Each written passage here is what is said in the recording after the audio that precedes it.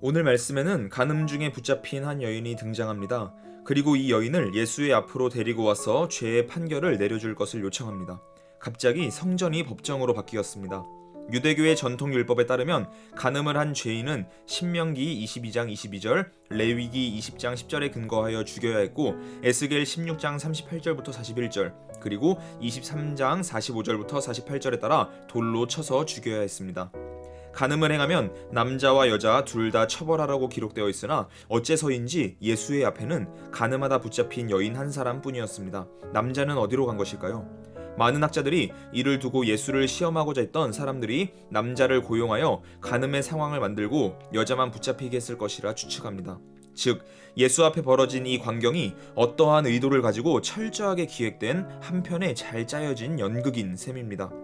예수가 간음하다 붙잡힌 여자의 죄를 정죄하며 돌로 치라고 말한다면 예수는 더 이상 죄인들의 친구가 아니게 됩니다.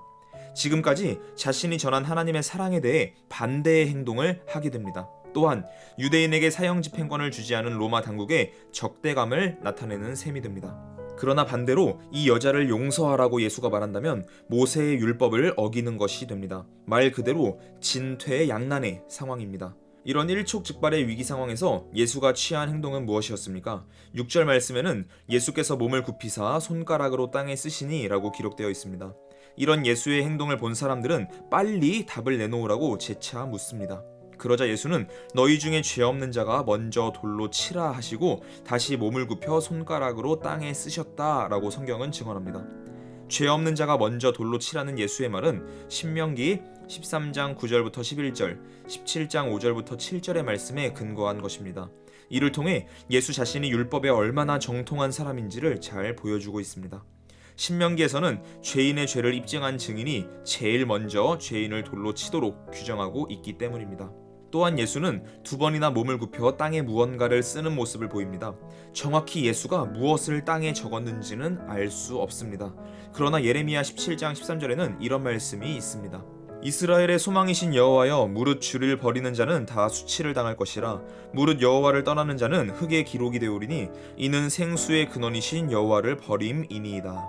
예수의 행위는 자신을 시험하는 서기관과 바리새인들을 향해 과거 예레미야가 질책했던 것처럼 그들이 생수의 근원을 버린 사람들임을 보여주는 암묵적인 행위였을지도 모릅니다.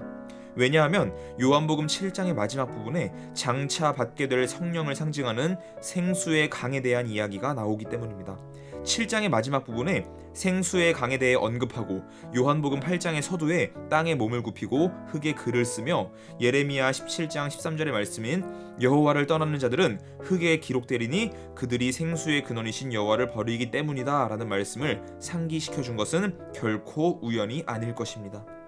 예수는 지금 그들의 마음의 중심이 자신들이 그렇게 귀하게 여기던 모세의 율법마저 저버렸음과 동시에 하나님의 사랑조차 이미 그들의 마음속에 없었음을 동시에 보여주고 있습니다.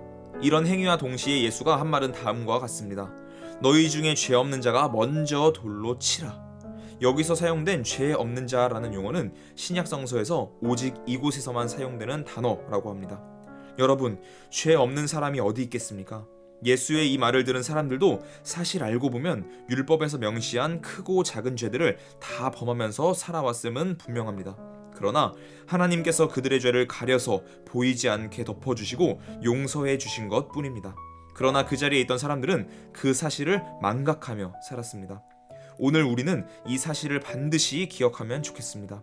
죄가 없는 사람은 없습니다. 그러나 우리의 모든 죄는 하나님의 사랑과 자비의 손길에 의해서 가려지고 덮어져 용서받은 것 뿐입니다. 하나님의 손길이 떠나게 되면 그 죄는 다시 드러나게 됩니다. 우리 모두는 죄가 없는 사람이 아닌 죄가 가려진 사람임을 기억합시다.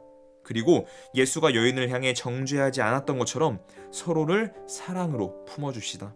우리도 하나님의 손길이, 예수의 사랑이 죄를 가려 덮어주었던 것처럼 서로의 죄를 사랑의 손길로 덮어주고 가려주며 하루하루를 살아갑시다.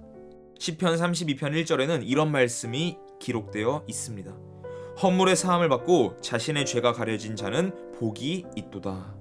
오늘 하루 죄가 가려진 사람이라는 사실을 늘 상기하며 겸손하게 사랑으로 섬기며 사는 우리 모두가 되기를 소망합니다. 샬롬.